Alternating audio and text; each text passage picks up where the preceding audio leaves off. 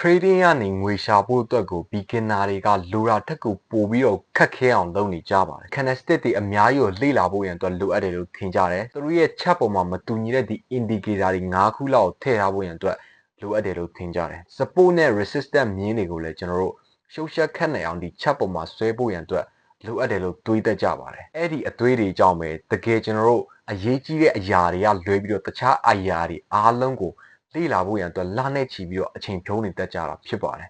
်ဒါပေမဲ့ကျွန်တော်ပုတ်ပွင့်လေးလင်းပြောရရင်တကယ်အမှန်တရားကကျွန်တော် market ဆိုတာလူများထင်ထားသလိုရှုပ်ထွေးနေတာမျိုးမဟုတ်ပါဘူးတကယ်လို့ဒါအခုကြည့်နေတဲ့ beginner trader တယောက်မိတ်ဆွေကကျွန်တော်ရဲ့ဘေးမှာလာထိုင်ပြီးတော့ကျွန်တော်ရဲ့ laptop ပေါ်ကဒီ chat ကိုကြည့်လိုက်မယ်ဆိုရင်အံ့ဩရတာကိုမြင်ရပါလိမ့်မယ်ဘာလို့လဲဆိုရင်တက်တန်းရောင်စုံတွေလို့ကျွန်တော်ရှုပ်ရှက်ခတ်နေတဲ့ indicator တွေကျွန်တော်မရှိပါဘူးဆိုတော့ခေါ်ရခတ်တဲ့ candlestick တွေကိုလည်းကျွန်တော်မရေးထားပါဘူးဒီ support and resistance မြင်းတွေကိုလည်းအများကြီးရှုပ်ရှက်ခတ်နေအောင်ကျွန်တော် chat ပေါ်မှာဆွဲထားတာမျိုးမရှိပါဘူးဆိုတော့ကျွန်တော်တို့ရှင်းလင်းနေတဲ့ chart နဲ့တိကျတဲ့ plan တစ်ခုပဲရှိပါတယ်ဘာလို့လဲဆိုတော့ကျွန်တော်တို့ trader တွေကဒီ chart ပေါ်မှာကျွန်တော်တို့ line တွေရှောက်ဆွဲနေုံနဲ့ကျွန်တော်တို့ပတ်စံရတာမဟုတ်လို့ပါပဲဆိုတော့ man ကန်တဲ့ဆုံးဖြတ်ချက်ကိုချနိုင်မှဒါကျွန်တော်တို့ကပတ်စံရတာဖြစ်ပါတယ်ဒါကကျွန်တော်တို့ beginner တွေနဲ့ professional trader တွေကြားကကျွန်တော်တို့ကြီးမားတဲ့ကွာခြားချက်ပါပဲဆိုတော့ beginner တွေက signal ရှာဖို့ရန်အတွက်ကိုပဲဆွဲလန်းနေကြတယ်ဆိုတော့ professional trader တွေကတော့ကြတော့ market ရဲ့ဒီ context ကိုနားလည်နိုင်ဖို့ရန်အတွက်ကိုပဲအာရုံစိုက်ထုတ်ကြတာဖြစ်ပါတယ်ဆိုတော့ beginner တွေမေးတာကဒီနေရာမှာဘိုင်တင်လာဘူးဆိုတော့ professional trader တွေကတော့ market ကဘာလို့ဖို့စူးစမ်းနေတာလဲအဲ့ဒီအချက်ကိုပဲမေးခွန်းထုတ်ကြတာဖြစ်ပါတယ်ဆိုတော့ beginner တွေကဒီဈေးကွက်ရဲ့ရည်လျားနေတဲ့ movement တိုင်းကိုလိုက်ပြီးတော့ခံမှန်းဖို့ရန်အတွက်စူးစမ်းကြပါတယ်ဒါပေမဲ့ professional trader တွေကကြတော့ဒီ market ကပြသနေတဲ့ပြောင်းလဲသွားတဲ့ data တွေ movement တွေအပေါ်မှာမူတည်ပြီးတော့ပဲသူတို့ကတုံ့ပြန်မှုကိုလုပ်ကြတာဖြစ်ပါတယ်ဆိုတော့ဒီအချက်တွေကိုနားမလည်တာကြောင့်ပဲဒီ trader တွေအများစုကသူတို့နည်းနည်းချီလနဲ့ချီပြီးတော့ဘာဖြစ်လဲဆိုရင်တနေရာထဲမှာပဲတ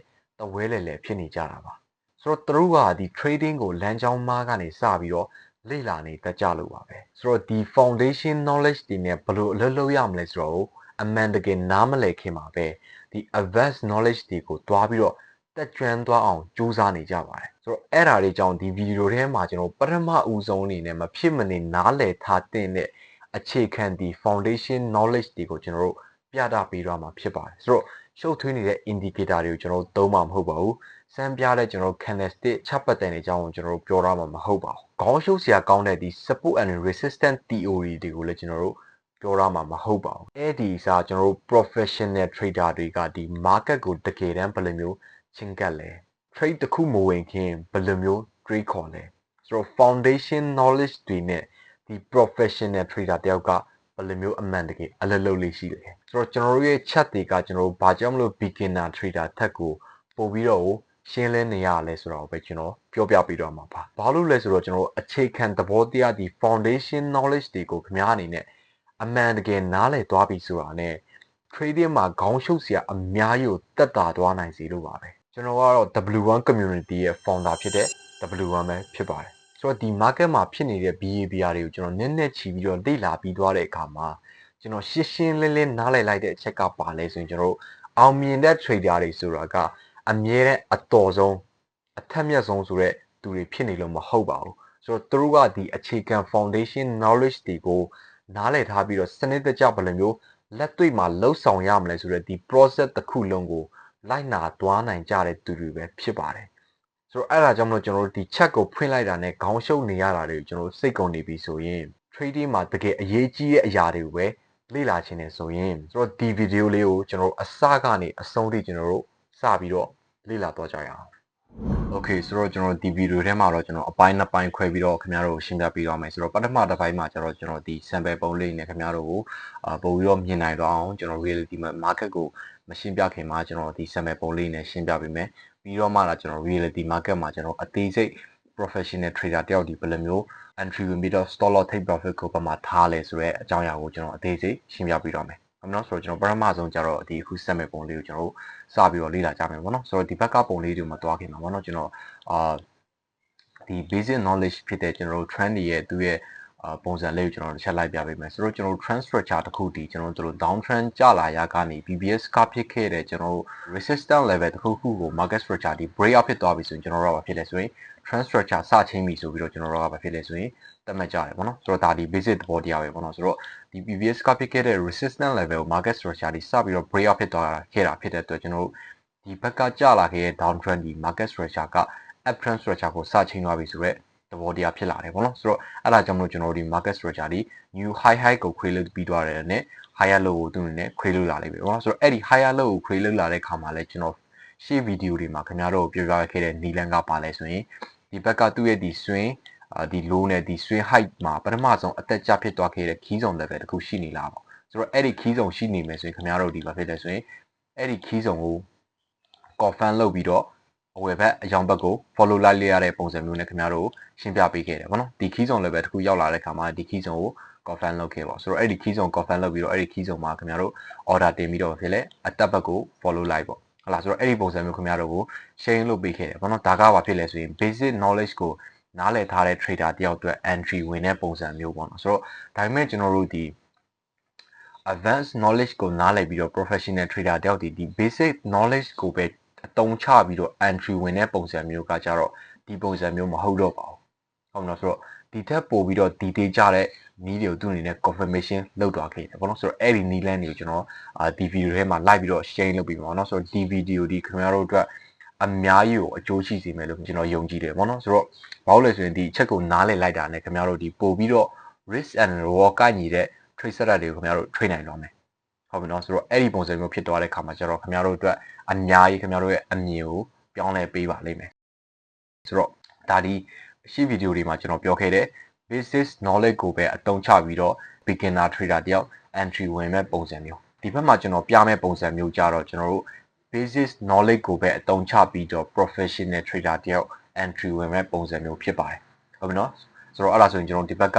ကပထမ sample ပုံလေးကိုကျွန်တော်ချက်ပြန်ပြီးတော့လိုက်ပြပေးပါမယ်ဆိုတော့ကျွန်တော်တို့ကြည့်လိုက်ကြမယ်ပေါ့နော်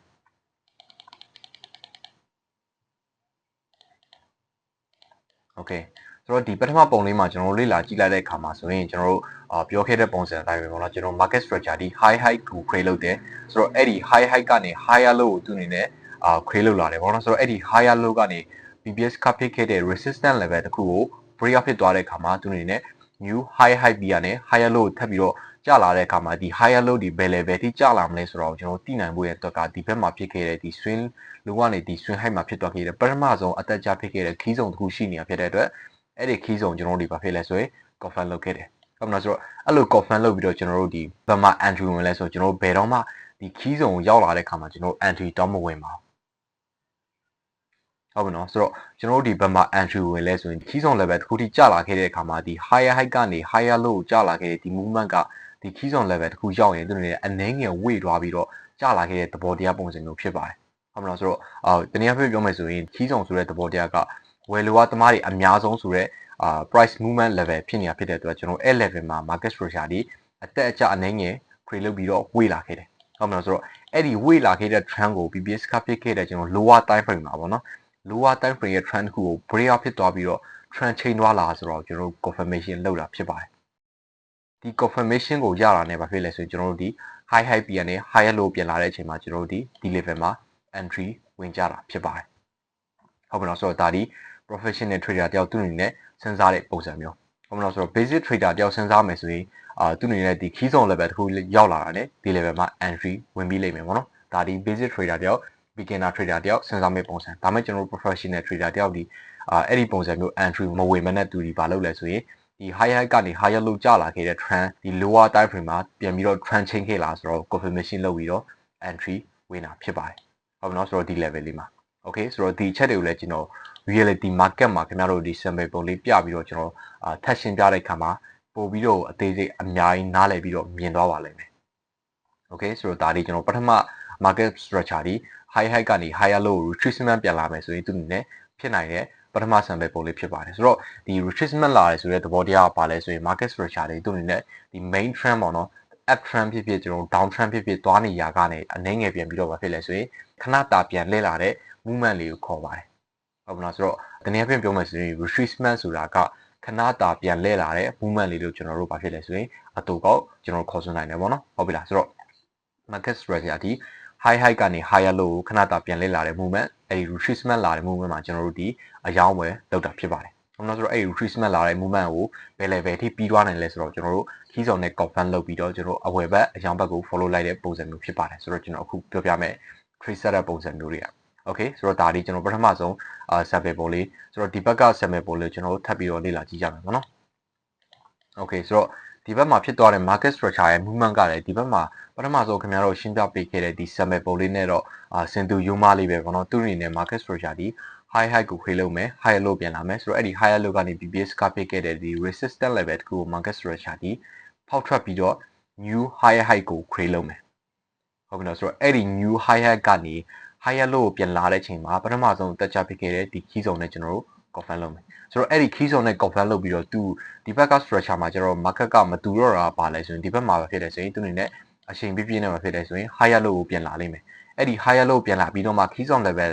နောက်တစ်ခုထိရောက်လာတဲ့အချိန်မှာဖြစ်လဲဆိုရင် price movement ဒီအနေငယ်ဝေ့သွားတဲ့ပုံစံမျိုးဆိုတော့ဒီဘက် structure မှာတော့အဲ့လိုမဟုတ်တော့ဘဲနဲ့ဘာဖြစ်လဲဆိုရင် market structure ဒီဘက်မှာကလေးကသူအနေနဲ့ဒီကျလာခဲ့တဲ့ R ဒီနဲလာပြီဆိုတဲ့ information ကိုပေးတယ်ပေါ့နော်ဆိုတော့သူအနေနဲ့ minor downtrend ပုံစံမျိုး lower low lower high lower low lower high ဆိုပြီးတော့အကျဘက်ကိုခွေလောက်သွားခဲ့တဲ့ပုံစံမျိုးဖြစ်ပါတယ်ဆိုတော့ဒီဘက်က movement လေးမှာပေါ့နော်ဟုတ်ပြီလားဆိုတော့အဲ့ဒီသူ့အနေနဲ့ဒီထိတ်မှာကလေးဖြစ်လဲဆိုရင်ရောင်းလိုအပ်သမားတွေကအားနေနေပြီဆိုတော့ information ကိုပေးတာဖြစ်ပါတယ်ဟုတ်ပြီနော်ဆိုတော့ရောင်းလိုအပ်သမားတွေကအားနေနေတာဖြစ်တဲ့အတွက်ကျွန်တော်တို့ဝယ်လိုအပ်သမားတွေအများဆုံးရှိတဲ့ key zone level တစ်ခုရောက်လာတဲ့အခါမှာ market structure တွေဘာဖြစ်လဲဆိုရင်ဒီကျလာခဲ့တဲ့ downtrend တစ်ခုလုံးကိုကျွန်တော်တို့ BPS ကဖြစ်ခဲ့တဲ့ဒီ resistance level လေး market structure ဒီ new high high create လုပ်ပြီးတော့ higher low ပြန်လာတဲ့အချိန်ဟုတ်လားဆိုတော့အဲ့ level မှာကျွန်တော်တို့ဘာဖြစ်လဲဆိုရင် entry winner ဖြစ်ပါတယ်ဟုတ်မလားဆိုတော့ဒါဒီ professional trader တယောက်စဉ်းစားတဲ့ပုံစံမျိုးဖြစ်ပါတယ်ဟုတ်ပြီလားဆိုတော့ကျွန်တော်တို့ဒီ key zone တစ်ခုရောက်လာလို့ဘယ်တော့မှတန်ပြီးတော့ entry တောင်းမဝင်ပါဘူးကျွန်တော်တို့ထပ်ပြီးတော့ဒီ data တဲ့ confirmation ဖြစ်တဲ့ lower တိုင်းဝင်မှာသူ့အနေနဲ့ဒီကျလာခဲ့တဲ့ downtrend ကို trend change သွားခဲ့လားပေါ့ဒီနေ့အဖြစ်ပြောမယ်ဆိုရင်ဒီ basic အတုံးလုံးနဲ့ပဲပြောမယ်ဆိုရင်ကျွန်တော်တို့ကဒီ minor downtrend ကိုသူ့အနေနဲ့ break up ဖြစ်ပြီးတော့ trend change ခဲ့လားပေါ့ lower တိုင်းဝင်မှာဆိုတော့အဲ့ဒီ confirmation ကိုကျွန်တော်တို့ကယူပြီးတော့မှာဒါဘာဖြစ်လဲဆိုရင်သူ့အနေနဲ့ trend change သွားခဲ့ပြီဆိုရင်ဒီ PPS ကဖြစ်ခဲ့တဲ့ကျွန်တော်တို့ high high ပြီးကနေ higher low ပြန်လာတဲ့ price movement မှာကျွန်တော်တို့ကအဝယ်ဘက်ကို follow လိုက်တာဖြစ်ပါတယ်ဟုတ်မလားဆိုတော့ဒါဒီခင်ဗျားတို့ဒုတိယ trade set တဲ့ပုံစံမျိုးခင်ဗျားတို့ reality market မှာမြင်ရနိုင်တဲ့ပုံစံမျိုးလေးဖြစ်ပါတယ်ဟုတ်မလားဆိုတော့ဒီပထမ market structure ပုံစံမျိုးနဲ့ဒုတိယ market structure ဖြစ်သွားတဲ့ပုံစံမျိုးတည်ပြီဆိုရင်ကျွန်တော်တို့တတိယ market structure ဖြစ်သွားမယ့်ပုံစံမျိုးလေးကိုကျွန်တော်တို့ဆက်ပြီးတော့ကျွန်တော်လေ့လာကြည့်အောင် okay ဆိုတော့ဒါကကြတော့ကျွန်တော်တို့တတိယဖြစ်သွားမယ့် market structure လွတ်ပုံစံမျိုးလေးပေါ့နော်ဆိုတော့ဒီဘက်ဒီတတိယဖြစ်သွားတဲ့ market structure ရဲ့trade setup ပုံစံမျိုးဒီကျွန်တော်တို့ဒီဘက်မှာဒီနှစ်ခုလုံးထပ်ပို့ပြီးတော့ဘာဖြစ်လဲဆိုရင် high profitability ဖြစ်တဲ့ trade setup ပုံစံမျိုးဖြစ်ပါတယ်ဆိုတော့ဘာလို့လဲဆိုရင်ကျွန်တော်တို့ advanced knowledge ကိုနားလည်ထားတဲ့ trader တယောက်ဆိုရင်ဒီ market structure ဖြစ်သွားတာကိုနားလည်လိမ့်မယ်ပေါ့နော်ဆိုတော့သူ့အနေနဲ့ pattern structure ရလဲကျွန်တော်တို့ confirmation လုပ်ရတာဖြစ်တဲ့အတွက်ကျွန်တော်တို့ဒီဘာဖြစ်လဲဆိုရင်ပို့ပြီးတော့ high profitability ဖြစ်တဲ့ trade setup ပုံစံမျိုးဖြစ်သွားပါတယ်ဟုတ်ပါတော့ဆိုတော့ကျွန်တော်တို့ဒီ structure ကိုစပြီးတော့လေ့လာကြည့်ရအောင်ပေါ့နော်ဆိုတော့ဒီ structure လဲဘာဖြစ်လဲဆိုရင်ကျွန်တော်တို့ uptrend structure တခုမှာသူ့အနေနဲ့ create လုပ်တယ်ပေါ့နော်ဆိုတော့uptrend structure higher high ဆိုတာနဲ့ higher low ပြန်လာလိမ့်မယ်ဆိုတော့အဲ့ဒီ higher low ကနေ market structure ဒီ BPS ကဖြစ်ခဲ့တဲ့ resistance level လေးကို market structure ဒီ break out ဆက်ဖြစ်ပြီးတော့ဘာဖြစ်လဲဆိုရင် new high high ကို create လုပ်တယ်ဆိုတော့အဲ့ဒီ new higher high ပြီးရတဲ့သူအနေနဲ့ higher low ကိုပြန်လာလိမ့်မယ်ပေါ့နော်ဆိုတော့အဲ့ဒီ higher low ကိုပြန်လာတဲ့အခါမှာသူအနေနဲ့ဘယ်လိုပုံစံမျိုး create လုပ်လာမှာလဲပေါ့ဆိုတော့ဒီ key zone level တခုနဲ့ကျွန်တော်တို့က confirmation လုပ်ခဲ့တယ်ဟုတ်လားဆိုတော့အဲ့ဒီ key zone တခုလာတဲ့အခါမှာလည်းကျွန်တော်တို့ကသူအနေနဲ့ဒီဘက်ကဖြစ်ခဲ့တဲ့ရှေ့ရဖြစ်ခဲ့တဲ့ပုံစံနှစ်ခုနဲ့ပဲလာမှာလားဒါမှမဟုတ်ရင်ကျွန်တော်တို့ဒီတတိယရှင်းပြနေတဲ့ဒီ trade setup ပုံစံမျိုးသူအနေနဲ့ကျွန်တော်တို့ကဒါကိုကြောတော့ correction လို့ခေါ်ဆိုတာပေါ့နော်ဟုတ်လားဆိုတော့ကျွန်တော် basic သဘောတရားမှာကျတော့ကျွန်တော်တို့ဒါကို minor downtrend ဆိုပြီးတော့ပဲခေါ်ဆိုလိမ့်မယ်ဒါမဲ့ကျွန်တော်တို့ဒီဖြစ်သွားတဲ့ structure ကိုကျတော့ကျွန်တော်တို့ဘာဖြစ်လဲဆိုရင် correction movement လို့ကျွန်တော်တို့ကခေါ်ဆိုတယ်ပေါ့နော်ဟုတ်လားဆိုတော့ဒီ key zone တစ်ခုရောက်လာတဲ့ခါမှာသူအနေနဲ့ဒီလိုပုံစံမျိုးဘာဖြစ်လဲဆိုရင်correction structure ပုံစံမျိုးခွေလောက်လာပြီးတော့သူအနေနဲ့ high high ပြန်တယ် higher low ပြန်လာခဲ့တယ်ပေါ့နော်ဆိုတော့အဲ့ဒီ higher low ကိုလာတဲ့အချိန်မှာကျွန်တော်တို့ဒီ key zone level တစ်ခုရောက်လာတဲ့ခါမှာကျွန်တော်တို့ကတန်းပြီးတော့ entry မဝင်မနဲ့ကျွန်တော်တို့ကဘာလုပ်လဲဆိုရင်ဒီ PPS ကဖြစ်ခဲ့တဲ့ဒီကျလာခဲ့တဲ့ minor downtrend ကိုဒီ key zone level တစ်ခုမှာကျွန်တော်တို့အနေနဲ့ trend change သွားခဲ့လာပေါ့ဆိုတော့အဲ့ဒီ confirmation ကိုကျွန်တော်တို့ဒီအမြဲတမ်း confirmation ထပ်ပြီးတော့ယူတာဖြစ်ပါတယ် ဟုတ်လားဆိုတော့အဲ့လိုယူပြီးတော့မှလာပါဖြစ်လဲဆိုရင်ကျွန်တော်တို့ဒီ minor downtrend ချိန်လာခဲ့တဲ့ဟာကိုကျွန်တော်တို့နေနဲ့ new high ဆိုတာနဲ့ဒီ higher လို့ပြန်လာတဲ့ price movement level လေးမှာကျွန်တော်တို့ဒီပါဖြစ်လဲဆိုရင်အဝယ်ဘက်ကို follow လိုက်တာဖြစ်ပါတယ်ဟုတ်မလားဆိုတော့ဒီ structure ၃ခုလုံးကိုခင်ဗျားတို့ဒီနားလည်ထားမယ်ဆိုရင် reality market မှာပြန်ပြီးတော့ retracement လာတဲ့အချိန်မှာခင်ဗျားတို့ဒီတော်တော်လေးဝင်မဖြစ်လဲဆိုရင်အလုပ်လုပ်လာနိုင်လိမ့်မယ်ဟုတ်ပြီနော်ဆိုတော့ခင်ဗျားတို့ဒီအများကြီးလဲပါဖြစ်လဲဆိုရင်ကိုယ့်ရဲ့အမြင်ကိုပွင့်သွားစေလိမ့်မယ်ကျွန်တော်အခုရှင်းပြနေတဲ့ပုံစံမျိုးတွေကဟုတ်ပြီနော်ဆိုတော့အဲ့ဒါကြောင့်မလို့ကျွန်တော်တို့ဒီကောင်းကိုကျတော့ကျွန်တော် advanced knowledge နဲ့ကြည့်မယ်ဆိုရင်တော့ဒီကောင်းကိုကျွန်တော်တို့ continuation correction လို့ခေါ်ဆိုလိုက်တယ်ပေါ့နော်ဆိုတော့ continuation correction လို့ခေါ်ဆိုလိုက်ပြီးတော့ကျွန်တော်တို့ pattern structure ဒီ three touch level မှာကျွန်တော်တို့အနေနဲ့ lower touch မှာ trend chain သွားတဲ့ information ရလာပေါ့ဒီ key zone level တစ်ခုရောက်လာတဲ့အခါမှာပေါ့နော်ဆိုတော့အဲ့ဒီအရာကို confirmation လုပ်ပြီးတော့အဝယ်ဘက်အရောင်းဘက်ကို follow လိုက်တာဖြစ်ပါတယ်ဟုတ်လားဆိုတော့ဒီ trade setup ပုံစံမျိုးကြတော့ကျွန်တော်တို့ပို့ပြီးတော့ဘာဖြစ်လဲဆိုရင် high profitability ဖြစ်တဲ့ကျွန်တော်တို့ trade setup ပုံစံမျိုးဖြစ်ပါတယ်ဟုတ်လားဆိုတော့ဒီ trade setup ၃ခုလုံးကိုခင်ဗျားတို့ဒီနားလည်ထားပြီဆိုရင်ကျွန်တော်တို့ reality market မှာပေါ့နော်ဒီ trade setup ၃ခုပုံစံမျိုးတွေကဘယ်လိုမျိုး market structure ဒီ create လုပ်လေရှိလေပေါ့ဆိုတော့အဲ့ဒီချက်တွေကိုကျွန်တော်တို့အသေးစိတ်ပို့ပြီးတော့မြင်နိုင်အောင်ကျွန်တော် reality market မှာလိုက်ပြပေးမယ်ပေါ့နော်ဆိုတော့ကျွန်တော်စပြီးတော့လေ့လာကြည့်အောင် market တစ်ခုကို analysis လုပ်တဲ့အခါမှာကျွန်တော်တို့အမြဲတမ်းလုပ်တဲ့ပုံစံက top down analysis လုပ်တဲ့ပုံစံမျိုးဖြစ်ပါတယ်ဆိုတော့ဒီ top down analysis လုပ်တဲ့ပုံစံမျိုးဆိုတာကကျွန်တော်တို့အမြဲတမ်း higher time frame ကနေပြီးတော့ lower time frame ကိုတစ်ဆင့်ချင်းဆင်းသွားတဲ့ပုံစံမျိုးဖြစ်ပါတယ်ဟုတ်မလားဆိုတော့ဒီမှာကျွန်တော်တို့ analysis လုပ်တဲ့ time frame တစ်ခုချင်းစီကိုကျွန်တော်အသေးစိတ်ပြောပြပေးမယ်ပေါ့နော်ဆိုတော့အဲ့ဒါကကျွန်တော်ပထမဆုံးကျွန်တော် analysis လုပ်တဲ့အခါမှာကျွန်တော် higher time frame ရဲ့ direction ဆိုတော့အဲ့ဒီ direction ကိုကြည့်တဲ့အခါမှာကျွန်တော်တို့ကတစ်ခါတလေလိုအပ်ရင်ပေါ့နော် monthly နဲ့ weekly အထိကျွန်တော်တို့တက်ပြီးတော့ကြည့်တာရှိတယ်ကျွန်တော်ပုံမှန်အားဖြင့်တော့ weekly ပြီးရနဲ့ daily ပြီးရနဲ့ H4 ပြီးရနဲ့တော့ဘာဖြစ်လဲဆိုရင်ကျွန်တော် lower time frame ဖြစ်တဲ့ H1 ဟုတ်လားဆိုတော့ဒီပုံစံမျိုးကျွန်တော်တို့ဒီ analysis လုပ်တာဖြစ်ပါတယ်ဟုတ်လားဆိုတော့ကျွန်တော်ပြန်ပြောပေးရမယ်ဆိုတော့ weekly daily H4 ပြီးရနဲ့ H1 ဟုတ်မလားဆိုတော့အဲ့ဒီပုံစံမျိုးကျွန်တော်တို့ analysis လုပ်ပါတယ်ဆိုတော့ဒီ50 minute နဲ့5 minute ကြာတော့ကျွန်တော်မပြောပြသေးဘူးပေါ့နော်ဆိုတော့အဲ့ဒါကဘာလို့လဲဆိုရင်ဒီ beginner trader တယောက်အတွက်ဆိုရင်အရင်က risk များတာဖြစ်ပါတယ်ဆိုတော့ဒီ50 minute နဲ့5 minute ဆိုတာကကျွန်တော်တို့ noise တွေလည်းအရင်များတာဖြစ်တဲ့အတွက်တေချာ confirmation မယူတတ်ဘူးဆိုရင်သူ့အနေနဲ့ဘာဖြစ်လဲဆိုရင်ပို့ပြီးတော့ရှုပ်ထွေးသွားလိမ့်မယ်ခေါင်းရှုပ်သွားလိမ့်မယ်ပေါ့နော်ဟုတ်လားဆိုတော့အဲ့ဒါကြောင့်မလို့ဒီအပေါ် higher time frame ပြတဲ့ပို့ပြီးတော့ safe ဖြစ်တဲ့ကျွန်တော်တို့ H1 လောက်ထိကိုပဲအရင်ဆုံးဆင်းပြီးတော့ analysis တွေလုပ်ကြည့်ပါเนาะဒီ battering တွေလုပ်ကြည့်ပါဆိုတော့ဒီ50 minute နဲ့5 minute ဆိုတာလဲကျွန်တော်တို့ဒီအမြဲတမ်းဆင်းနေရမှာဟုတ်ပေါ့เนาะဆိုတော့ကျွန်တော်တို့တော့မှာဘာဖြစ်လဲဆိုရင်ဒီ50 minute နဲ့5 minute မှာကျွန်တော်တို့ဘယ်တော့မှတစ်ချိန်လုံးအချိန်ပြည့်စောင့်ကြည့်နေပြီးတော့ကျွန်တော်တို့အယောင်းဝယ်မလုပ်ပါဘူးဆိုတော့ကျွန်တော်တို့အယောင်းဝယ်ကျွန်တော်50 minute နဲ့5 minute ကိုဆင်းတဲ့အချိန်ကကျွန်တော်2ချိန်ပဲရှိပါတယ်ဆိုတော့အဲ့ဒါဘာလဲဆိုရင်ကျွန်တော်တို့ key zone level တစ်ခုရောက်လာတဲ့အချိန်မှာကျွန်တော်တို့ entry ဖို့ရတဲ့ပို့ပြီးတော့ detail ကြတဲ့ confirmation ကိုယူဖို့ရတဲ့လာဆိုဒါဒီပထမကျွန်တော်တို့ lower time frame 50 minute နဲ့5 minute ကိုဆင်းတဲ့အချိန်ဆိုတော့ဒုတိယကျွန်တော်တို့ဆင်းတဲ့အချိန်ကဘာလဲဆိုရင်ကျွန်တော်တို့ pattern confirmation တွေရ advanced knowledge ကိုနားလည်ထားတဲ့ trader တယောက်ဆိုရင်ဒီ pattern confirmation တွေယူဖို့ရတဲ့ကျွန်တော်တို့ pattern 3 touch ရောက်လာတဲ့ level မှာပေါ့နော်ဆိုတော့အဲ့ level မှာကျွန်တော်တို့ဒီဘာဖြစ်လဲဆိုရင် lower time frame ကိုဆင်းပြီးတော့ risk ကို short ပြီးတော့ဖြစ်လဲဆိုရင်အယောင်းဝယ်လောက်ကြပါတယ်ဟုတ်လားဆိုတော့ဒီနှစ်ချိန်ပဲရှိပါတယ်ကျွန်တော်တို့ key zone level တစ်ခုရောက်လာတဲ့အချိန်နဲ့ကျွန်တော်တို့ pattern 3 touch ကိုရောက်လာတဲ့အချိန်ဆိုတော့အဲ့ဒီနှစ်ချိန်မှာကျွန်တော်တို့50 minute နဲ့5 minute ကိုဆင်းပြီးတော့အယောင်းဝယ်လောက်တာဖြစ်ပါတယ်ဟုတ်လားဆိုတော့ကျန်တဲ့အချိန်တွေအားလုံးတွေကျွန်တော်တို့ဒီ lower time frame ဖြစ်တဲ့အဲ့ဒီ noise တွေကိုတွားပြီးတော့ကျွန်တော်တို့ကြည့်မနေပါဘူးဟုတ်လားဆိုတော့ကျွန်တော်တို့အလုံးစုံဆင်းမယ်ဆိုရင်ကျွန်တော်တို့ H1 လောက်ပဲကျွန်တော်တို့ဆင်းပြီးတော့ market structure ကိုကြည့်တာဖြစ်ပါတယ်ဟုတ်လားဆိုတော့ဒီချက်ကိုနားလည်ထားပြီဆိုရင်ကျွန်တော်တို့ higher time frame ရဲ့ direction ကိုကျွန်တော်စပြီးတော့ကြည့်ကြမယ်နော်ဆိုတော့ဒီမှာကျတော့ကျွန်တော် daily ကနေပဲစပြပေးမယ်ဆိုတော့သူ့ရဲ့ daily structure တစ်ခုလွတ်မှာဆိုရင်ဘာဖြစ်နေလဲဆိုတော့ market structure လွတ်ကကျွန်တော်ပထမဆုံးကျွန်တော် confirmation လောက်တာကဒါ PPS ကဖြစ်ခဲ့တဲ့ကျွန်တော်တို့ resistance level တစ်ခုဟုတ်မလားဆိုတော့ resistance level ကိုတီးပြီးဆိုရင်ကျွန်တော်တို့support level ကဘာမှလဲဆိုရင်ဒါ PPS ကဖြစ်ခဲ့တဲ့ support level တစ်ခုဖြစ်လိမ့်မယ်ပေါ့နော်ဆိုတော့အဲ့ဒီ structure မှာကျွန်တော်ဒီဖြစ်ခဲ့တဲ့ historical data ကိုကျွန်တော်အရင်ဆုံးလေ့လာကြည့်လိုက်တဲ့အခါမှာဒီ historical data မှာဘာဖြစ်ခဲ့လဲဆိုရင်ဒီတက်လာခဲ့တဲ့ up trend တစ်လျှောက်လုံးဘာဖြစ်လဲဆိုရင် daily ရဲ့ up trend တစ်လျှောက်လုံးကို PPS ကဖြစ်ခဲ့တဲ့ဒီ support level လေးကို market structure ဒီစပြီးတော့ break out ဖြစ်သွားတဲ့အခါမှာသူ့အနေနဲ့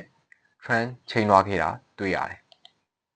ဟုတ်လားဆိုတော့ဒီတက်လာခဲ့တဲ့ up trend တစ်လျှောက်လုံးကို PPS ကဖြစ်ခဲ့တဲ့ဒီ support level ကို break out ဖြစ်သွားခဲ့တာဖြစ်တဲ့အတွက်သူ့အနေနဲ့ lower လုပ်ပြီးရနဲ့ lower high ဆိုပြီးတော့ down trend စပြီးတော့ချိန်မယ်ဆိုတော့ information သဘောတရားမျိုးဖြစ်လာတယ်ဟုတ်လားဆိုတော့ဒီ information လေးကျွန်တော်ပထမဆုံးသူ့ရဲ့ higher time frame ရဲ့ direction ကိုကျွန်တော်စကြည့်တဲ့အချိန်မှာကျွန်တော် confirmation ရခဲ့တဲ့အချက် ဟုတ်လားဆိုတော့အဲ့ဒီချက်ကိုသိပြီဆိုရင်ကျွန်တော်တို့ basic သဘောတရားမှာလဲဆိုတော့ trend တစ်ခုကကျွန်တော်တို့ break out ဖြစ်သွားပြီဆိုရင်သူ့အနေနဲ့ဒီ higher high higher low higher high higher low ကနေ break out ဖြစ်သွားခဲ့ပြီဆိုရင်သူ့အနေနဲ့ new lower low ပြီးရတယ် lower high lower low ခွေလို့လိမ့်မယ်ပေါ့နော်ဆိုတော့အဲ့လို BBS ကဖြစ်ခဲ့တဲ့ဒီ support level ကို break out ဖြစ်သွားတဲ့အခါမှာကျွန်တော်တို့ဖြစ်လာနိုင်တဲ့ပုံစံကနှစ်ခုပဲရှိတယ်ပေါ့နော်ဆိုတော့ကျွန်တော်တွေးတဲ့ပုံစံကဘာဖြစ်လဲဆိုရင်သူ့အနေနဲ့ lower low ပြီးရတယ် lower high ကိုပြန်လာလိမ့်မယ်ဟုတ်လားဆိုတော့အဲ့ဒီ lower high ကိုလာတဲ့အချိန်မှာကျွန်တော်တို့ဘယ် level ထိ market structure ဒီ lower high ကိုပြန်လာနိုင်ချေရှိလဲဟုတ်လားဆိုတော့ဒါဒီကျွန်တော်တို့ပထမဆုံးတွေးတဲ့ပုံစံမျိုးဟုတ်မလားဆိုတော့ဒုတိယတွေးတဲ့ပုံစံမျိုးကပါလဲဆိုရင်အဲ့ level လောက်ထိကို market structure ဒီပြန်တက်လာနိုင်တယ်ဆိုရင် lower time frame မှာကျွန်တော်တို့အဲ့ level လောက်ထိကိုကျွန်တော်ဘယ်လိုမျိုးအယောင်းဝယ်လုပ်လို့ရမလဲဟုတ်လားဆိုတော့ဒါဒီဒုတိယအချက်ကျွန်တော်တို့ lower time frame မှာဘယ်လိုမျိုးစဉ်းစားလဲဆိုတဲ့ပုံစံမျိုးလေးပေါ့နော်ဟုတ်ပြီလားဆိုတော့ဒါဒီကျွန်တော်တွေးတဲ့ပုံစံမျိုးဆိုတော့ market structure ဒီ lower low ကိုကြာလာတဲ့ movement ကလည်းဘယ်ချိန်မှာ lower high ကိုပြန်တက်သွားခဲ့လဲဆိုရင် BBS ကဖြစ်ခဲ့တဲ့ဒီ zone level တစ်ခုရောက်လာတဲ့အချိန်မှာပေါ့နော် market structure ဒီ zone ကို retest လာထိပြီးတော့သူ့အနေနဲ့ lower high ကိုပြန်တက်သွားတဲ့သဘောမျိုးဟုတ်လားဆိုတော့အဲ့ဒါဆိုရင်ကျွန်တော်ဒီချက်ကိုသိပြီးဆိုရင်ကျွန်တော်ခုနပြောခဲ့တယ်လို့ပဲကျွန်တော်တို့စဉ်းစားတဲ့ပုံစံက lower လုပ်ပြီးရတယ် lower high ကိုဘယ် level လောက်ထိကိုပြန်တက်လာနိုင်မလဲပေါ့ဆိုတော့အဲ့ဒီချက်ကိုကျွန်တော်တို့ရှာကြည့်အောင်ပေါ့နော်ဆိုတော့အဲ့ဒီချက်ကိုရှာဖို့ရန်အတွက်ကျွန်တော်တို့ဒီ higher time frame မှာဆိုရင်ကျွန်တော်ပထမဆုံး confirmation လုပ်လိုက်ရတာကဘာလဲဆိုရင်ကျွန်တော်တို့ Fibonacci ပေါ့နော် Fibonacci နဲ့ကျွန်တော်တို့ကဒီ swing high ကနေဒီ swing low ကိုကောက်တိုင်းပြီးတော့ Fibonacci 3.638 level ဒီ market structure ဒီ retracement ပြန်လာနိုင်မလားပေါ့ဒီ level လောက်ထိတော့ပြန်တက်လာနိုင်မလားပေါ့ဆိုတော့အဲ့ဒါကိုကျွန်တော်ပထမဆုံး confirmation လုပ်တယ်ပေါ့နော်ဆိုတော့အဲ့ဒီချက်ကိုသိပြီဆိုရင်ကျွန်တော် H4 structure မှာတော့ကျွန်တော်တို့ကိုဘယ် key zone confirmation တွေရှိနေမလားပေါ့ကျွန်တော်တို့ဘယ် key zone နဲ့ကျွန်တော်တို့ confirm လုပ်လို့ရနိုင်မလဲပေါ့ဆိုတော့အဲ့ဒီချက်ကိုကျွန်တော်တို့ lower time frame H4 ကိုဆင်းပြီးတော့ကျွန်တော်ကြည့်အောင် H4 structure တခုကျွန်တော်တို့ဆင်းရအောင် okay ဆိုတော့ H4 structure တခုကိုကြည့်လိုက်တဲ့အခါမှာကျွန်တော်နည်းနည်းတော့ adjust ပြန်လုပ်လိုက်မယ်ပေါ့နော်ဆိုတော့ဒီမှာ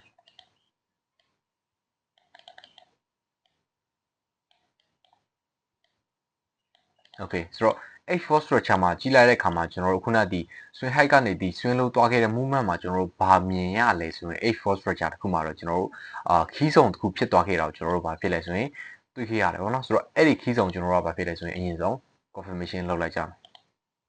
ဟုတ်လားဆိုတော့ဒီ key zone ကျွန်တော်တို့ confirmation လုပ်လိုက်ရဲဆိုတော့သဘောကဘာဖြစ်သွားလဲဆိုရင် market structure ဒီ lower low ကိုခွေလို့လာမယ်ဆိုရင်သူ့အနေနဲ့ဒီ lower high ကိုတော့ကျွန်တော်တို့ Fibonacci မဟုတ်ရင်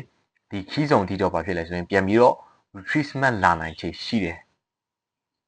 ဟုတ်ပါတော့ဆိုတော့အဲ့ဒီချက်ကိုကျွန်တော်တို့က confirmation လုပ်ခဲ့တာဖြစ်ပါတယ်ဆိုတော့အဲ့ဒါဆိုရင်သူ့ရဲ့ direction ကဘာဖြစ်သွားပြီလဲဆိုရင်ဒီ level ထိတော့ market structure ဒီတက်လာနိုင်သေးတယ်ဆိုတော့ information သဘောတရားမျိုးဖြစ်သွားပါတယ်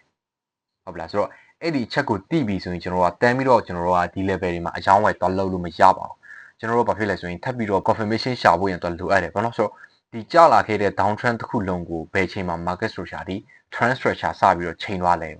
ဆိုတော့အဲ့ဒီချက်ကိုကျွန်တော်တို့ကထပ်ပြီးတော့ confirmation လုပ်တယ်ပြီးတော့ဒီကျလာခဲ့တဲ့ down trend တစ်ခုလုံးကိုဘယ်ချိန်မှာ trend structure စချိန်သွားလဲဆိုတော့သိနိုင်ဖို့ရင်အတွက်ကကျွန်တော်တို့ H1 ရဲ့သူ့ရဲ့ trend ကိုကြည့်လိုက်ရင်ပို့ပြီးတော့ရှင်းလင်းလိမ့်မယ်ဟုတ်မလားဆိုတော့အဲ့ဒါကြောင့်ကျွန်တော်တို့ H1 structure တစ်ခုကိုကျွန်တော်တို့စဉ်းကြည့်ရအောင် okay ဆိုတော့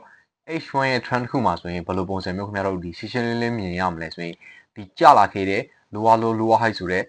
ဒီ minor down trend တစ်လျှောက်လုံးမှာဒီဘယ်ချိန်မှာ trend စပြီးတော့ချိန်သွားခဲ့တာတွေ့ရလဲဆိုရင်ဒီ movement လေးပေါ့နော် BBS ကပစ်ခဲ့တဲ့ဒီ resistance level လေးကို market structure ဒီစပြီးတော့ break out ဖြစ်သွားတဲ့အခါမှာသူ့အနေနဲ့ဒီကျလာခဲ့တဲ့ down trend တစ်ခုလုံးကဘာဖြစ်လဲဆိုရင် up trend ကိုစပြီးတော့ချိန်သွားပြီဆိုတော့သဘောတရားအဲ့ဒါဆိုတော့ minor up trend ကိုစချိန်သွားပြီဆိုတော့သဘောတရား information ကျွန်တော်တို့စရတယ်ပေါ့နော်ဆိုတော့ဒီဘက်ကအချက်လေးဟုတ်ပါလားဆိုတော့ H1 ရဲ့ trend ကိုစပြီးတော့ချိန်သွားတာဖြစ်တဲ့အတွက်သူအနေနဲ့ H1 မှာဖြစ်လဲဆိုရင် up trend structure ကိုစသွားပြီဆိုတော့သဘောတရားမျိုးဖြစ်လာတယ်ဟုတ်ပါလားဆိုတော့ဒီအချိန်မှာဖြစ်လဲဆိုရင်ကျွန်တော်တို့စပြီးတော့ဖြစ်လဲဆိုရင်အာယုံစရလိမ့်မယ်ပေါ့နော်ဆိုတော့ကျွန်တော်တို့ reality market မှာဆိုရင် okay ဆိုတော့ market structure ဒီ BBS ကဖြစ်ခဲ့တဲ့ဒီ resistance level လေးကိုစပြီးတော့ break out ဖြစ်သွားတာဖြစ်တဲ့အတွက်တနည်းအားဖြင့်ပြောမယ်ဆိုရင် new structure create လုပ်လာပြီဟုတ်လားဆိုတော့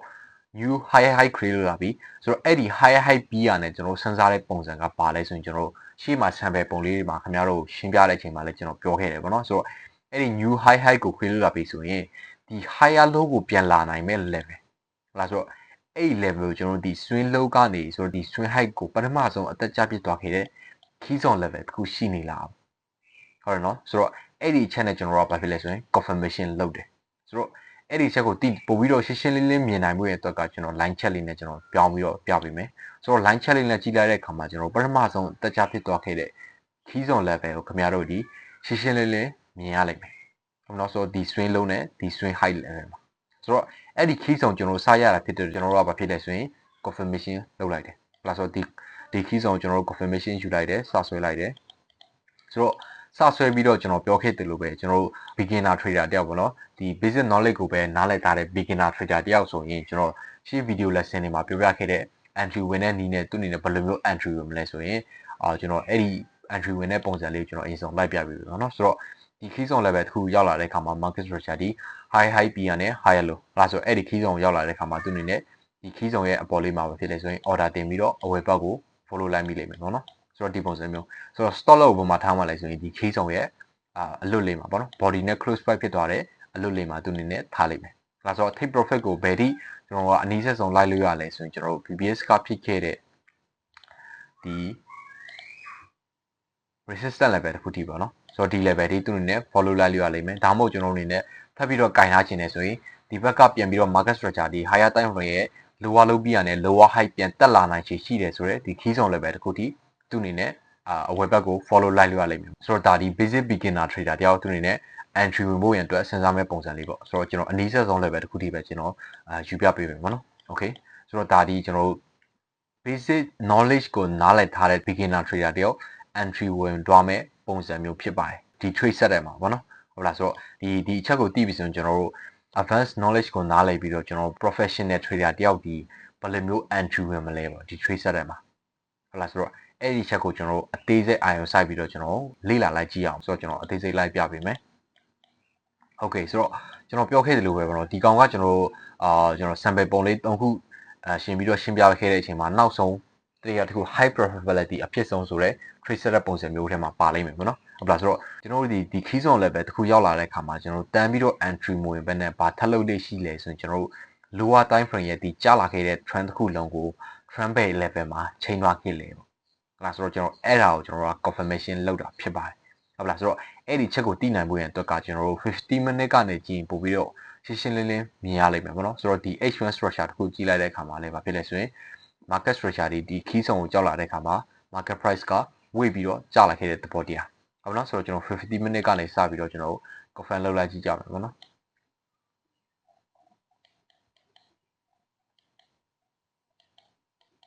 okay 50 minute မှာဆိုရင်ခင်ဗျားတို့ပို့ပြီးတော့ဘာဖြစ်လဲဆိုရင်ရှင်းရှင်းလင်းလင်းမြင်ရလိမ့်မယ်ဆိုတော့ဒီကျလာခဲ့တဲ့ဒီ trend ခုလုံးမှာဘယ်ချိန်မှာ market structure ဒီ breakout ဖြစ်သွားခဲ့လဲဆိုရင် BBS ကဖြစ်ခဲ့တဲ့ဒီ resistance level လေးကို market structure ဒီဘာဖြစ်လဲဆိုရင်ဒီဘက်မှာစပြီးတော့ breakout ဖြစ်သွားခဲ့တဲ့အခါမှာသူအနေနဲ့ lower time frame မှာစပြီးတော့ trend change သွားပြီဆိုတော့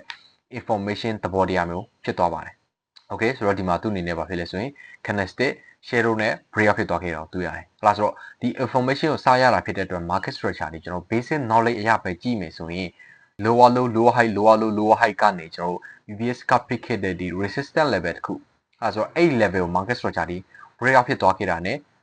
new high high ဆိုတာ ਨੇ higher low ပြန်လာနိုင်မယ်ဟုတ်လားဆိုတော့အဲ့ဒီ higher low ပြန်လာတဲ့ level ကိုကျွန်တော်သိနိုင်ပြီဆိုရင်အဝယ်ဘက်ကိုကျွန်တော်တို့ဒီ follow လိုက်ကြတယ်ပေါ့နော်ဟုတ်လားဆိုတော့အဲ့ level ကိုကျွန်တော် confirmation လုပ်ဖို့ရန်အတွက်ကကျွန်တော်ပထမဆုံး key zone နဲ့ confirm လုပ်လို့ရလိမ့်မယ်ဟုတ်နော်ဆိုတော့ဒီ swing low နဲ့ဒီ swing high မှာပထမဆုံးတက်ချဖြစ်သွားခဲ့တဲ့ဒီ key zone level တခ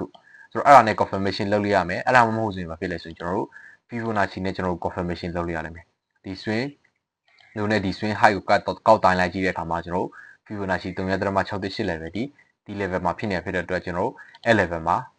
entry ဝင်ကြတယ်ပေါ့နော်ဟုတ်လားဆိုတော့ entry ဝင်ပြီးတော့ stop loss ကိုကြတော့ကျွန်တော်တို့ဘယ်မှာထားလဲဆိုရင်ကျွန်တော်တို့ဒီ swing low ရဲ့ကျွန်တော်အနည်းဆက်ဆုံးဖြစ်ခဲ့တဲ့ BBS ကဖြစ်ခဲ့တဲ့အနည်းဆက်ဆုံး candlestick shadow နဲ့ close price ဖြစ်သွားတဲ့ level မှာပဲကျွန်တော်ထားပြပေးပြီပေါ့နော်ဆိုတော့အဲ့ level မှာပဲကျွန်တော်ထားပြီးတော့ဖြစ်တယ်ဆိုရင်အဝယ်ဘက်ကို follow လိုက်တယ်အဲဆိုအဝယ်ဘက်ကို follow လိုက်တဲ့ခါမှာလည်းကျွန်တော်ပထမဆုံးမှာဖြစ်လဲဆိုရင်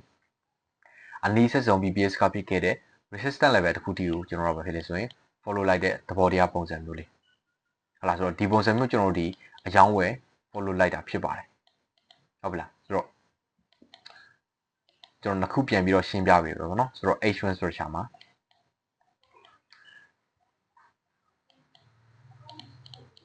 okay ဆိုတော့ဒါဒီကျွန်တော်တို့basic knowledge ကိုနားလည်ထားတဲ့ trader တယောက် entry ဝင်မဲ့ပုံစံမျိုးဖြစ်ပါတယ်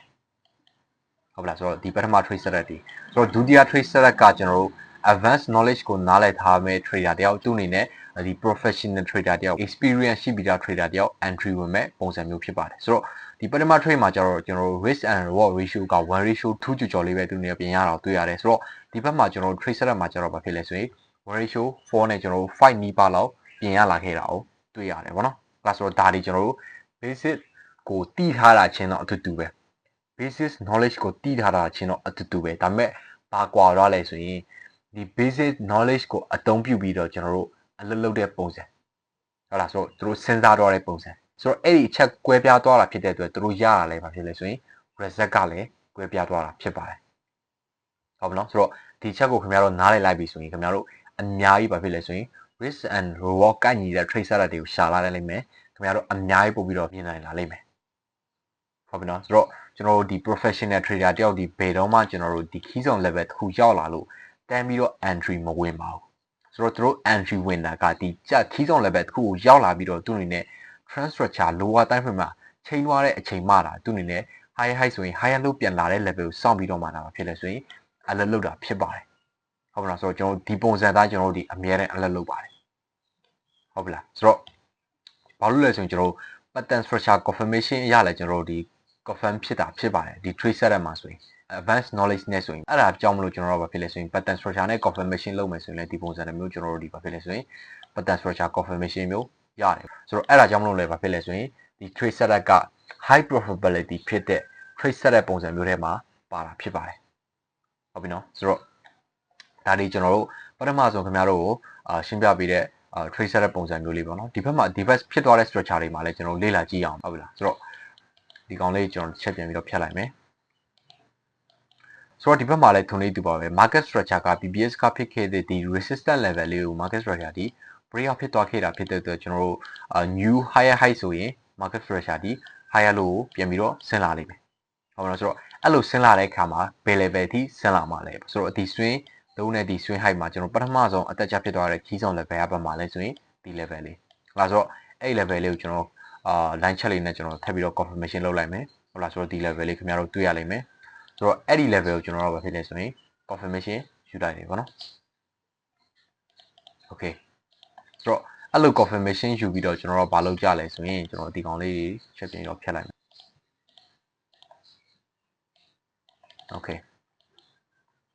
ဆိုတော့အဲ့လို confirmation ယူလိုက်ပြီးတော့ကျွန်တော်တို့ဒီ key zone level တစ်ခုရောက်လာတဲ့အခါမှာကျွန်တော်ပြောခဲ့တာဘယ်တော့မှတန်ပြီးတော့ entry တော့မဝင်ဘူးဆိုတဲ့အချက်ကလည်းဒီအချက်ပေါ့နော်ဟုတ်လားဆိုတော့ခင်ဗျားတို့ဒီ key zone level တစ်ခုမှာတန်ပြီးတော့ entry ဝင်လိုက်မယ်ဆိုရင်ခင်ဗျားတို့ဘာဖြစ်လဲဆိုရင် key zone ရဲ့ဒီ body နဲ့ close swap ဖြစ်သွားတဲ့အလွတ်လေးမှာခင်ဗျားတို့ stop loss ကိုထားခဲ့မယ်ဆိုရင်ဘာဖြစ်လဲဒီ trade setup က stop loss ထိသွားလိမ့်မယ်ဟုတ်လားဆိုတော့ဒီဘက်က BBS ကဖြစ်ခဲ့တဲ့ဒီ swing အလွတ်ရဲ့ candlestick shadow နဲ့ close swap ဖြစ်သွားတဲ့ level မှာထားရင်တော့ကိစ္စမရှိဘူးပေါ့နော်အဲ့ဒါဆိုတော့အဲ့ level မှာထားပြီးတော့ခင်ဗျားတို့အယောင်းဝယ်လုပ်မယ်ဆိုရင်လည်းခင်ဗျားတို့ရနိုင်တဲ့ take profit ကဘယ် level လဲဆိုရင် BBS ကဖြစ်ခဲ့တဲ့ဒီအနည်းဆုံး level ထိယူမယ်ဆိုရင် risk and reward ratio က1:2.3 နီးပါးအဲ့ဒီနီးပါးခင်ဗျားတို့ပြင်ရလိမ့်မယ်ဆိုတော့ဒါဒီ basic knowledge ကိုနားလည်ပြီးတော့ beginner trader တယောက် entry မဲ့ပုံစံသဘောတရားမျိုးအဲ့ဆိုတော့အဲ့ဒီ trade setup မှာကျွန်တော်တို့ကဘာထပ်လုပ်လဲဆိုရင်ကျွန်တော်တို့ဒီ key zone level တခုရောက်လာတဲ့အခါမှာကျွန်တော်တို့ဘာထပ်ပြီးတော့ confirmation လုပ်လဲဆိုရင်ကျွန်တော်တို့ lower time frame မှာ trend structure ချိန်သွားလာဟုတ်ပြီလားဆိုတော့အဲ့ဒီချက်ကိုသိနိုင်ဖို့ရင်အတွက်ကျွန်တော်50 minute ကိုကျွန်တော်ကြည့်ကြမှာပေါ့နော် okay ဆိုတော့ဒီ50 minute structure မှာလည်းခင်ဗျားတို့ဘာဖြစ်လဲဆိုရင်ရှင်းရှင်းလင်းလင်းတော့မြင်ရမှာမဟုတ်ဘူးဟုတ်လားဆိုတော့ဒီကြာလာခဲ့သူ့အနေနဲ့ down trend ကိုကျွန်တော်သူ့အနေနဲ့ minor down trend ပုံစံမျိုးကြာလာခဲ့တယ်ဆိုတော့အဲ့ဒီ minor down trend မှာဘယ်ချိန်မှာ trend change သွားလဲဆိုတော့အဲ့ဒါကိုကျွန်တော်ရှင်းရှင်းလင်းလင်းမြင်နိုင်တဲ့ကျွန်တော်5 minute structure ကိုထပ်ပြီးတော့စဉ်းကြည့်ရမယ်ပေါ့နော်ဆိုတော့ဒီ5 minute structure ကိုကျွန်တော်စဉ်းကြည့်လိုက်တဲ့အခါမှာကျွန်တော်ဘာဖြစ်သွားတာတွေ့ရမလဲဆိုရင် okay ဆိုတော့ဒီမှာဆိုရင်ခင်ဗျားတို့ရှင်းရှင်းလင်းလင်းစပြီးတော့မြင်ရလိမ့်မယ်ပေါ့နော်ဒီ PBS ကဖြစ်ခဲ့တဲ့ဒီ resistance level လေးတစ်ခုကို market structure ဒီဘာဖြစ်လဲဆိုရင်စပြီးတော့ break out ဖြစ်သွားခဲ့တဲ့သဘောတရားပုံစံမျိုးဟုတ်လားဆိုတော့ဒီကျလာခဲ့တဲ့ down trend တစ်ခုလုံးကိုဘာဖြစ်လဲဆိုရင် market structure ဒီ PBS ကဖြစ်ခဲ့တဲ့ဒီ level လေးကိုစပြီးတော့ break out ဖြစ်သွားခဲ့တာဖြစ်တဲ့အတွက်သူအနေနဲ့ဒီကျလာခဲ့တဲ့ down trend structure တစ်ခုလုံးဒီစပြီးတော့သူအနေနဲ့ trend structure စပြီးတော့ချိန်သွားပြီဆိုတဲ့သဘောတရားဟုတ်ပါတော့ဆိုတော့အဲ့လို trend structure စပြီးတော့ချိန်သွားတာဖြစ်တဲ့အတွက်သူအနေနဲ့ higher high ဆိုရင် new higher high ဆိုရင် higher low ကိုဘယ် level ထိပြန်လာမှာလဲဆို ဆိုတော့အဲ့ level တီးရတယ်မှာဖြစ်လေဆိုရင်ကျွန်တော်အဲ့ level မှာ entry ဝင်ပြီးတော့အဝယ်ဘက်ကို follow လိုက်လို့ရတယ်ဟုတ်မလားဆိုတော့ဒါဒီကျွန်တော်စဉ်းစားတဲ့ပုံစံမျိုး okay ဆိုတော့အဲ့ဒါကိုကျွန်တော်ဒီဘက်မှာပြင်ပြီးတော့ကြည့်ကြမယ်ပေါ့နော် okay ဆိုတော့ဒီဘက်မှာကြည့်လိုက်မယ်ဆိုရင်လည်းကျွန်တော်တို့ဒီ market structure ဒီ BBS ကဖြစ်ခဲ့တဲ့ဒီ resistance level လေးကို break up ဖြစ်ပြီးတော့ new high create လုပ်ရတယ်ဆိုတော့အဲ့ဒီ high ပြီးကနေဒီ higher လို့ပြန်လာမဲ့ level ကိုကျတော့ကျွန်တော်တို့ key zone နဲ့ confirmation လုပ်ဖို့ရန်အတွက်ကဒီ swing low နဲ့ဒီ swing high မှာကျွန်တော်တို့ဘာ key zone မှာကျွန်တော်မတွေ့အောင်ပေါ့နော်ဆိုတော့အဲ့ဒါဆိုရင်ကျွန်တော်တို့ကဘာဖြစ်လဲဆိုရင် Fibonacci နဲ့ confirm လုပ်တယ်ဟုတ်မလားဆိုတော့ Fibonacci နဲ့ဒီ swing high ကနေ sorry ဒီ swing low ကနေဒီ swing high ကိုကောက်တိုင်းလိုက်တဲ့အခါမှာကျွန်တော်တို့ Fibonacci ရဲ့3.68 level အဲ့ဆိုတော့အဲ့ level မှာကျွန်တော်တို့ဒီဘာဖြစ်လဲဆိုရင် entry ဝင်တယ်ကျွန်တော် stop loss ကိုဘယ်မှာထားလဲဆိုရင် BBS ကဖြစ်ခဲ့တဲ့ဒီ support level ရဲ့အလွတ်လေးမှာပဲဖြစ်လဲဆိုရင်ကျွန်တော်တို့ဒီထားပြီးတော့ကျွန်တော်အဝယ်ဘက်ကို follow လိုက်တယ်ပေါ့နော်အဲ့ဒါဆိုတော့ဒီပုံစံမျိုးကျွန်တော် take profit ကိုယူဖို့ရန်အတွက်ကျွန်တော် H1 structure ကိုကျွန်တော်ပြန်ပြီးတော့တွားလိုက်မယ် okay ဆိုတော့ H1 structure မှာဆိုရင်ခင်ဗျားတို့ဒီကျွန်တော်အနီးဆက်ဆုံးယူရတဲ့ take profit level ဒီပဲ level လဲဆိုရင်ဒီ level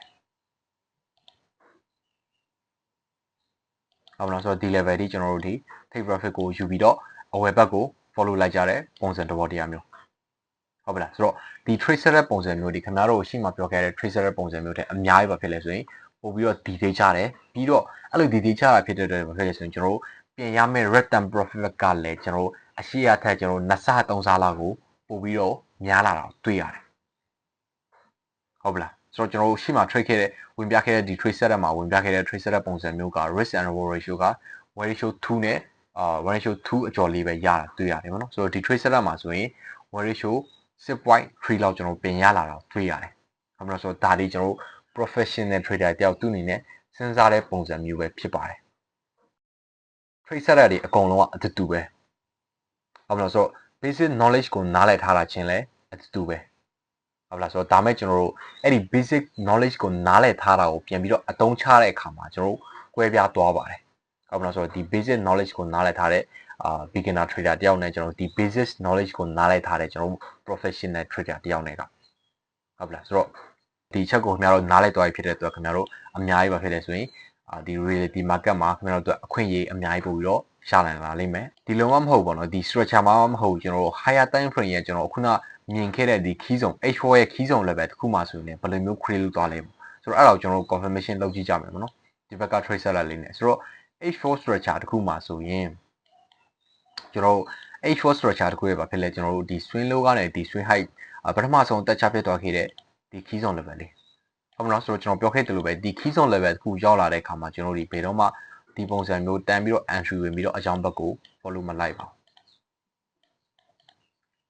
းဟုတ်လားဆိုတော့ဒီပုံစံမျိုးကျွန်တော်ဘယ်တော့မှအကြောင်းဘက်ကို follow မလိုက်ပါဘူးဆိုတော့ကျွန်တော်ကဘာထပ်လုပ်လဲဆိုရင်ဒီ key zone မှာပို့ပြီးတော့ဒီတေးချတဲ့ကျွန်တော် entry point တွေလိုချင်တာဖြစ်တဲ့အတွက်ကျွန်တော်ပို့ပြီးတော့ risk and reward ratio ကိုကိုက်ညီအောင် trade ချင်တာဖြစ်တဲ့အတွက်ကျွန်တော်ဘာဖြစ်လဲဆိုရင်ဒီ key zone level တခု H4 ရဲ့ key zone level တခုရောက်လာတဲ့အခါမှာကျွန်တော် H1 နဲ့50 minute တွေမှာဘယ်လိုမျိုး confirmation ရနိုင်မလဲပေါ့ trend change သွားတဲ့ confirmation ထပ်ရှိမလားပေါ့ဆိုတော့အဲ့ဒါကိုကျွန်တော်တို့ဘာဖြစ်လဲဆိုရင်ထပ်ပြီးတော့ confirmation လောက်တာဖြစ်ပါတယ်ဆိုတော့အဲ့ဒီချက်ကိုသိနိုင်ဖို့ရတဲ့အတွက်ကျွန်တော်တို့ H1 structure ကိုအရင်ဆုံးစဉ်းကြည့်ကြမယ်ပေါ့နော်ဆိုတော့ H1 structure မှာဆိုရင်သူအနေနဲ့ဒီ key zone level တခုရောက်လာတဲ့အခါမှာကျွန်တော်ရှေ့မှာပြခဲ့တဲ့ sample ပုံစံလေးအတိုင်းပဲပေါ့နော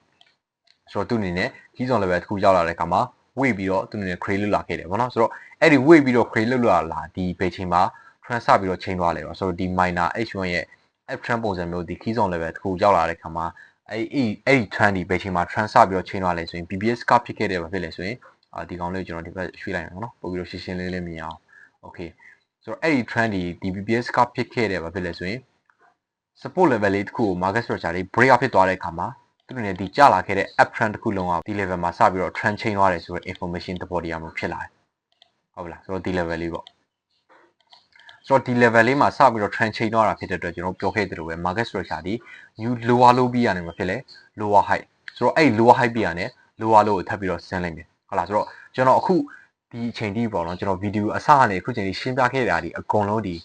basic knowledge နဲ့ပဲခင်ဗျားတို့ beginner trader တွေအကုန်လုံးရှင်းရှင်းလင်းလင်းနားလည်နိုင်အောင်ကျွန်တော်ရှင်းပြပေးနေတာဟုတ်လားဆိုတော့ကျွန်တော်အတုံးသုံးတွေအားလုံးလည်းကျွန်တော်ရိုးရှင်းရှင်းလေးနဲ့နားလည်ရအလွယ်ကူဆုံးဖြစ်အောင်ကျွန်တော်ရှင်းပြပေးတယ်ဟုတ်လားဆိုတော့ဘာလို့လဲဆိုရင်ကျွန်တော်တို့ဒီ share လုပ်ပေးတဲ့သူတွေကပေါ့နော်ဘယ်လောက်ထိသူ့ရဲ့တည်ထားတဲ့ knowledge တွေနဲ့ဆရာကြကြအကုန်လုံး share လုပ်ပေးမယ်ဆိုရင်လည်းသူ့အနေနဲ့ နားထောင်နေတဲ့ beginner တွေအတွက်နားမလည်ဘူးဆိုရင်ချိတ်ဆက်မိမှာမဟုတ်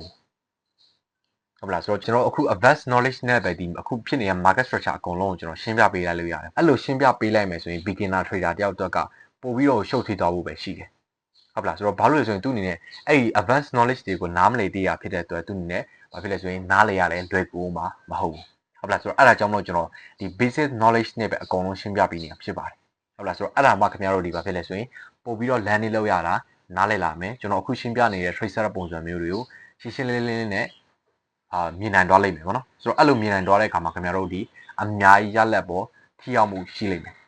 ဟုတ်လားဆိုတော့အဲ့ဒီပုံစံမျိုးကျွန်တော်တို့လိုချင်တာဖြစ်ပါတယ်ဟုတ်လားဆိုတော့ဒီ beginner trader တွေချိတ်ဆက်ကြတာလေကျွန်တော်တို့ရိုးရိုးရှင်းရှင်းလေးပဲသူတို့နားလည်ရအလွယ်ဆုံးဖြစ်တဲ့ mentor တွေကိုချိတ်ဆက်ကြတာဖြစ်ပါတယ်ဟုတ်မလားဆိုတော့အဲ့ဒီချက်ကြောင့်ပဲဘာဖြစ်လဲဆိုရင်ကျွန်တော်ရဲ့ YouTube video lesson တွေအကုန်လုံးကိုရိုးရိုးရှင်းရှင်းလေးနဲ့ခင်ဗျားတို့ရှင်းပြပေးတယ်ဟုတ်လားဆိုတော့နားလည်ရအလွယ်ကူဆုံးဖြစ်အောင်ကျွန်တော်share လုပ်ပေးတာဖြစ်ပါတယ်ဟုတ်မလားဆိုတော့အဲ့ဒါကြောင့်မို့ကျွန်တော်တို့ကြည့်ကြရအောင်ပေါ့နော်ဆက်ပြီးတော့ကြည့်ကြရအောင်ဆိုတော့ဒီ H1 ရဲ့ trend structure တစ်ခုကို market structure တွေစပြီးတော့ lower low break out ဖြစ်သွားခဲ့တာဖြစ်တဲ့အတွက် lower low ဆိုရင် lower high ကိုပြန်လာလိမ့်မယ်ဟုတ်လားဆိုတော့အဲ့ lower high ကိုပြန်လာမယ်ဆိုရင်ကျွန်တော်တို့50 minute မှာကျွန်တော်တို့ဘယ် level ထိပြန်လာမလဲပေါ့ခီးဆုံး level ရှိနိုင်မလားဆိုတော့အဲ့ဒီအချက်ကိုကျွန်တော်တို့ confirmation လုပ်ဝင်အတွက်50 minute structure ကိုကျွန်တော်တို့စဉ်းကြည့်ကြမယ်ပေါ့နော်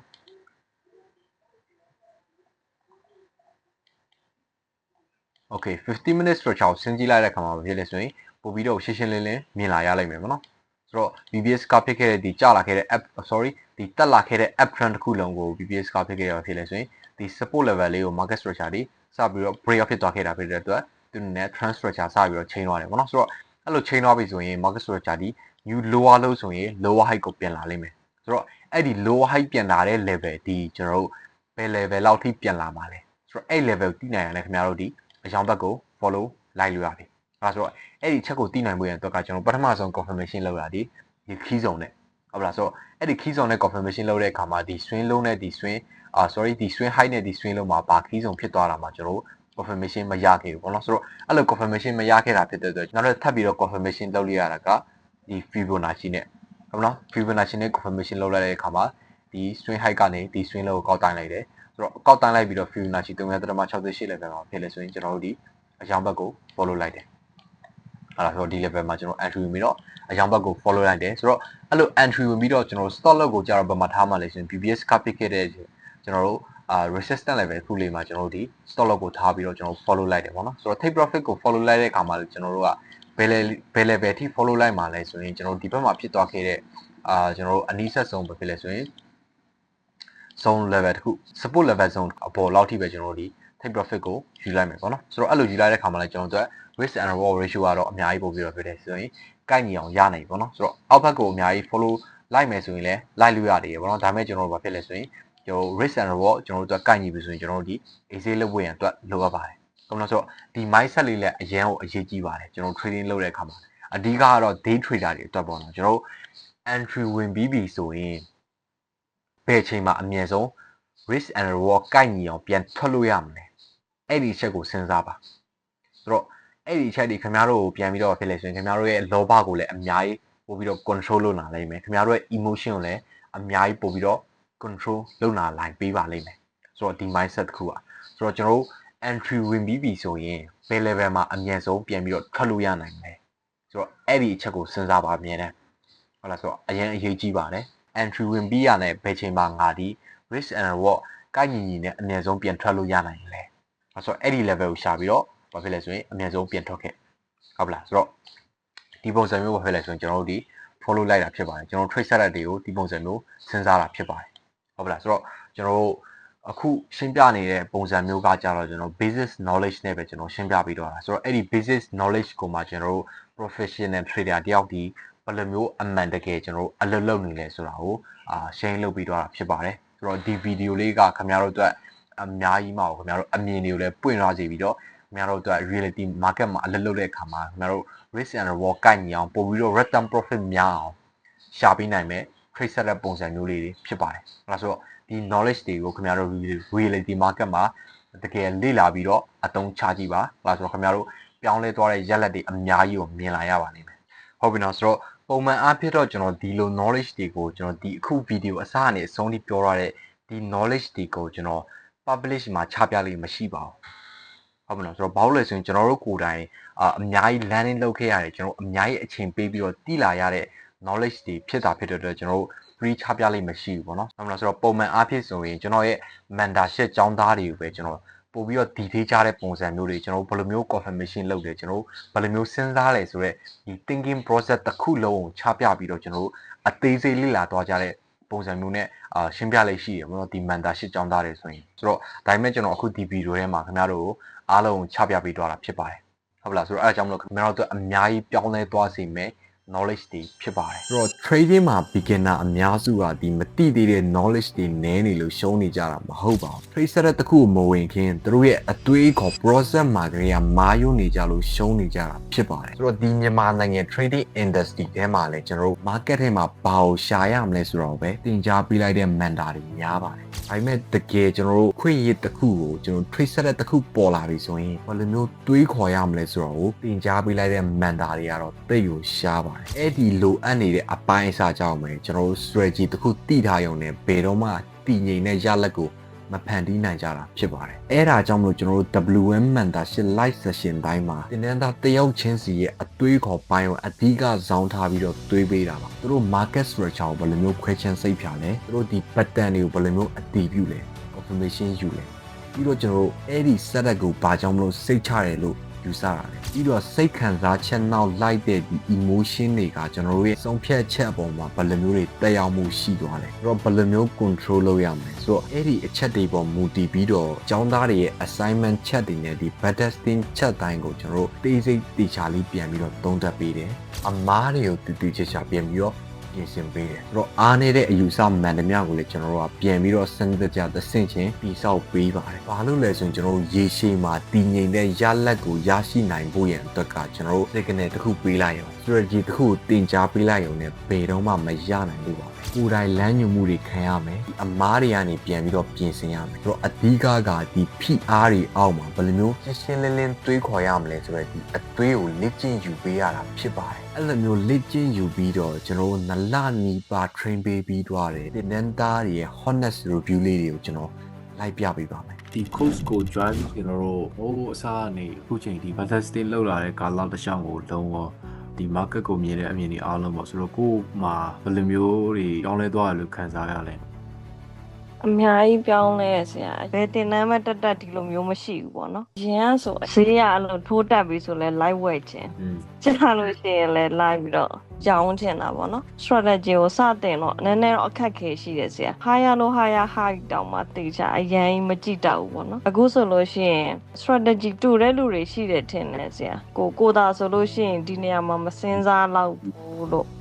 ့ပြီးတော့ဒီနေရာတွေက race များတယ်ဆိုတာမျိုးတွေအစားတိလာတာပေါ့နော်ဆရာနဲ့ကို bad testing နဲ့လုပ်ပြီးဆရာ review ပေးတဲ့အချိန်မှာတော်တော်လေးကိုတိလာတယ်ပြီးတော့အခုနောက်ပိုင်းအဲ့ bad testing ပထမတစ်ရက်နှစ်ရက်လုပ်တဲ့အချိန်ကလုံးဝတေချာအရင်မရှာတတ်ဘူးပေါ့နော်အခုအရှိကဗီဒီယိုတွေအကုန်တေချာတစ်ခုချင်းစီတေချာပြန်ကြည့်တဲ့အချိန်မှာ pattern 3 touch နေရာမှာဆရာပြောရတဲ့အဲ့အမျိုးအစား3ခုနဲ့ entry ဝင်ဖို့ဟာတွေပေါ့နော်အဲ့ဒီဟာဆိုလို့ရှိရင်တော့ဒီသင်တန်းတက်ရတ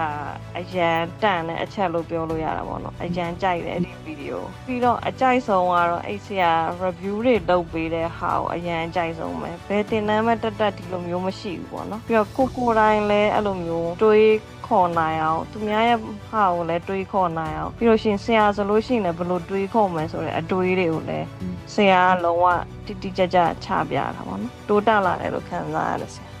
ဟုတ်ကဲ့ပါဆိုတော့တင်နန်းသားတွေကတဖြည်းဖြည်းနဲ့ပုံမပြီးတော့ခိုင်မာတဲ့ analysis တွေလုပ်နိုင်လာတယ်ပို့ပြီးတော့ကောင်းမွန်တဲ့ high probability အဖြစ်ဆုံးဆိုတဲ့ setup တွေကိုရှာနိုင်တာဆိုတော့ပြီးတော့သူတို့ရဲ့ဆုံးဖြတ်ချက်တွေပေါ်မူတည်ပြီးတော့ယုံကြည်မှုရှိရှိနဲ့လှုပ်ဆောင်လာနိုင်တာတွေကိုမြင်တွေ့ရတာကျွန်တော်ဒီ mentorship မှာကျွန်တော်တို့ပီတိအဖြစ်ရဆုံးအပိုင်းတွေပါဆိုတော့အခုဒီ video ကြည့်နေတဲ့ trader တွေလည်းဒီ strategy တွေ indicator တွေကိုပဲလိုက်ပြီးတော့သင်ယူနေဦးမယ်ဆိုရင်ရလက်ကဒီပုံစံတိုင်းပဲဖြစ်နေဦးမှာပါကျေရွေ့များမိတ်ဆွေရဲ့အသွေးခေါ် process တစ်ခုလုံးကိုအမြင့်ကနေစပြီးတော့ပြောင်းလဲဖို့အဆင်သင့်ဖြစ်နေပြီဆိုရင်ကျွန်တော်တို့နောက်လာမယ့် mentorship ကိုဇွန်လ23ရက်နေ့မှာစတင်တော့မှာဖြစ်ပါတယ်